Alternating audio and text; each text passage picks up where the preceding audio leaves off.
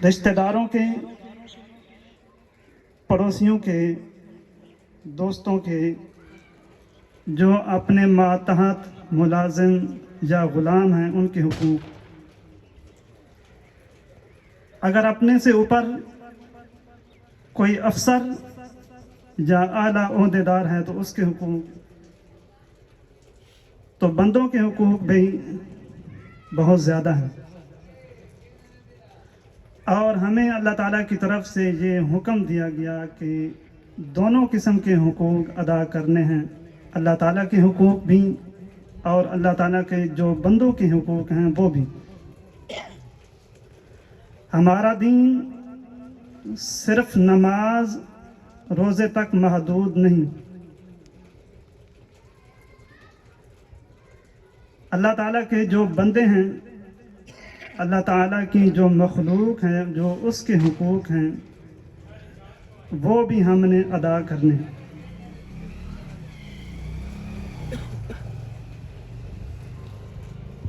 بندوں میں انسان کے لیے جو سب سے زیادہ اہم اور مقدم رشتہ ہے وہ اس کے والدین ہیں.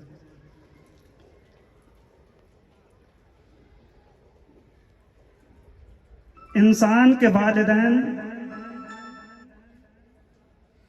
ان کو اللہ اور اس کے رسول صلی اللہ علیہ وسلم نے بڑا مقام اور رتبہ عطا فرمایا.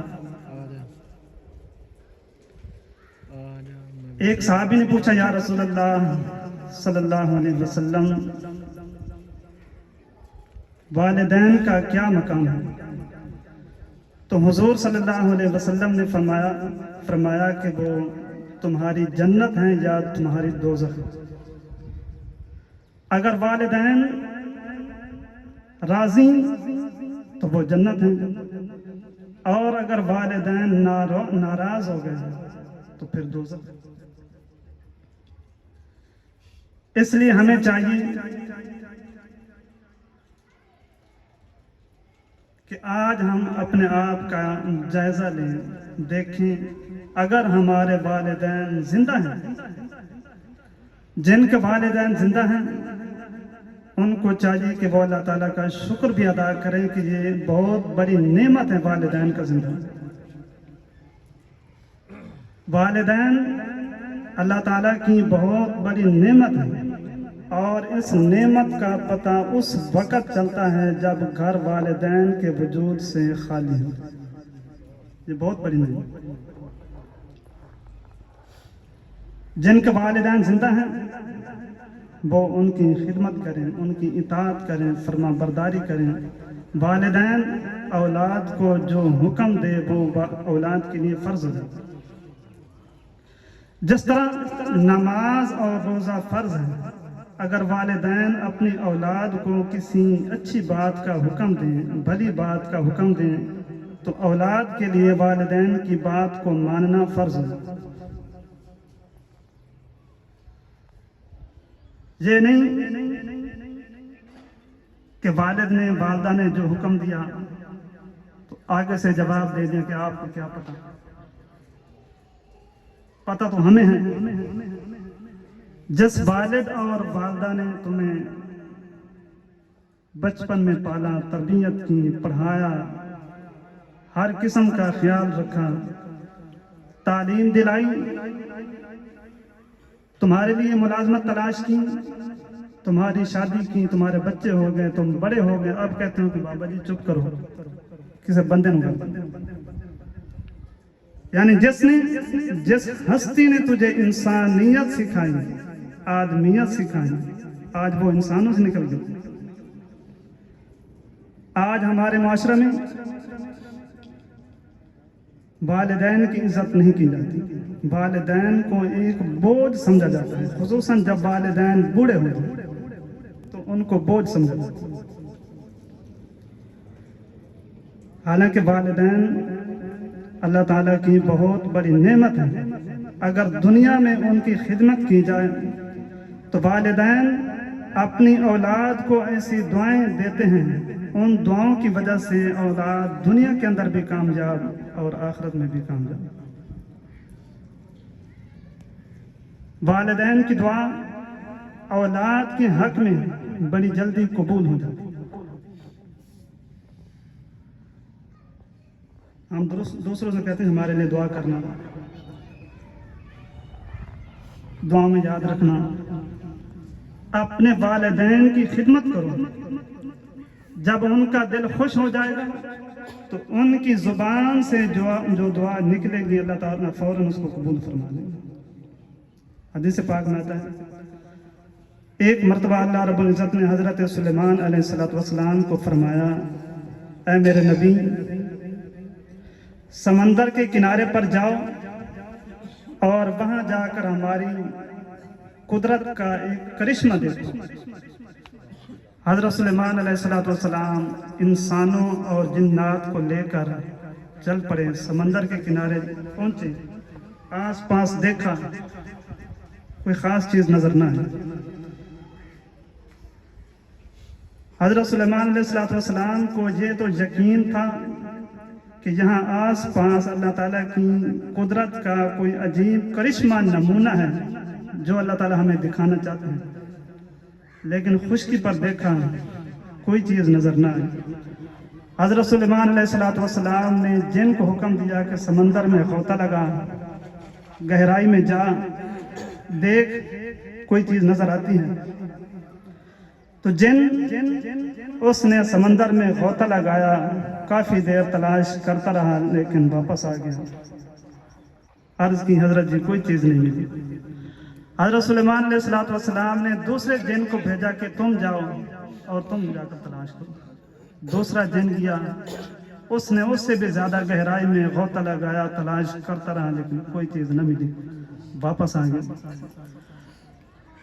حضرت سلیمان علیہ السلام نے اپنے خاص وزیر آصف برخیا کو بھیجا کہ اب تم جاؤ، تم جا کر دیکھو۔ آصف برخیا حضرت سلیمان علیہ السلام کے خاص وزیر تھے، وہ سمندر میں گئے، تھوڑی دیر کے بعد ایک کبہ، سفید رنگ کا کبہ لے کر آ گئے۔ اس کبے کے 4 دروازے چاروں کھلے ہوئے ہیں، اور اللہ تعالیٰ کی قدرت کا یہ کرشمہ ہے کہ اس کبے کے اندر، کبہ یعنی ایک محل تھا، اس کے اندر پانی کا ایک قطرہ بھی نہیں تھا، وہ سمندر کے اندر 4 دروازے اس کے کھلے ہوئے ہیں لیکن پانی کا ایک قطرہ بھی اس کے اندر نہیں۔ اور ایک نوجوان اس کبے کے اندر، اس محل کے اندر کھڑے ہو کر اللہ تعالیٰ کی عبادت کر رہا تھا، نماز پڑھ رہا تھا۔ حضرت سلیمان علیہ السلام نے دیکھا تو حیران رہ گئے کہ واقعی اللہ تعالیٰ کی قدرت کا یہ بہت بڑا کرشمہ ہے کہ سمندر کی گہرائی میں یہ محل اور اس کے 4 دروازے سب کھلے ہوئے ہیں، لیکن اللہ تعالیٰ کی قدرت کے پانی کا ایک قطرہ بھی نہیں، اور نوجوان بلا خوف و خطر اللہ تعالیٰ کی عبادت میں مصروف ہیں۔ جب وہ عبادت سے فارغ ہوا، حضرت سلیمان علیہ السلام اس کے پاس محل میں گئے اور اس سے پوچھا کہ آپ کون ہیں، یہاں کس طرح پہنچے؟ تو اس نوجوان نے کہا کہ میرے والدین دونوں معذور تھے، والدہ آنکھوں سے نابینا تھیں اور میرے والد پیروں سے اپاہج تھے، چل پھر نہیں سکتے تھے۔ میں نے اپنے والدین کی 70 سال خدمت کی۔ جب میری والدہ دنیا سے جانے لگی تو اس نے اللہ تعالیٰ سے دعا کی، یا اللہ میرے بیٹے کو لمبی عمر عطا کرنا اور ساری زندگی اپنی عبادت کی توفیق دینا۔ والدہ دنیا سے چلی گئی، پھر والد تھے، میں ان کی خدمت کرتا رہا۔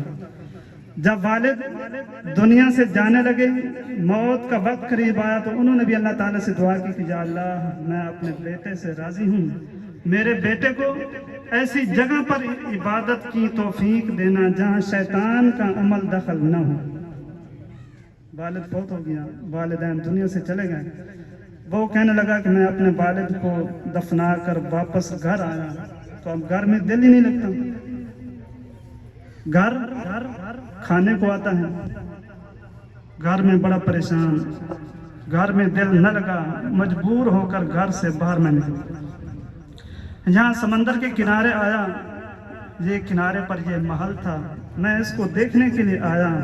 اللہ تعالیٰ کے ایک فرشتے نے یہ محل اٹھا کر سمندر کے اندر رکھ دیا۔ حضرت سلیمان علیہ السلام نے پوچھا کہ یہ واقعہ کب پیش آیا؟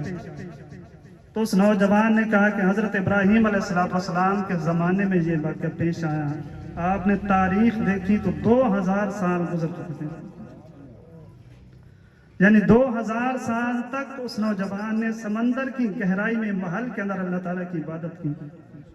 حضرت سلیمان علیہ السلام نے پوچھا آپ محل میں سمندر کی گہرائی میں ہیں، کھانا پینا؟ تو اس نے کہا کہ روزانہ ایک پرندہ اپنی چونچ میں کھانا لے کر آتا ہے، میں کھا لیتا ہوں، میری بھوک پیاس ہر چیز ختم ہو جاتی ہے، نہ کوئی تھکاوٹ، نہ کوئی تنہائی کا ڈر فکر، میں چاق و چوبند ہوشیار یہاں رہتا ہوں، اللہ تعالیٰ کی عبادت کرتا ہوں، کوئی پریشانی نہیں، نہ کبھی تنگ ہوا۔